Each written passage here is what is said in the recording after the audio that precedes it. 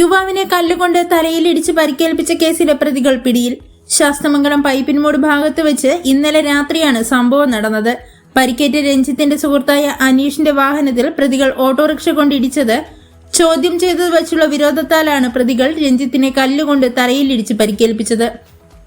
ഒന്നാം പ്രതി പേരൂർക്കട വാർഡിൽ മണ്ണാമൂല കരൂർകോണം കുളവരമ്പത്ത് വീട്ടിൽ മനോജ് മകൻ 23 വയസ്സുള്ള മിഥുൻ, രണ്ടാം പ്രതി മണ്ണാമൂല കരൂർകോണം കുളവരമ്പത്ത് വീട്ടിൽ ജോയ് മകൻ 32 വയസ്സുള്ള ശരത് എന്നിവരെയാണ് DCP BV വിജയ് ഭരത് റെഡ്ഡി IPSന്റെ നേതൃത്വത്തിൽ cantonment ACP Stuart Keeler, CI Vimal, SIമാരായ വിപിൻ, ഷിജു, അമൽ, സുധാകർ, CPOമാരായ പത്മരാജ്, ബിജിത്ത്, അജിത്, ബിജിൻ എന്നിവർ ചേർന്നാണ് അറസ്റ്റ് ചെയ്തത്.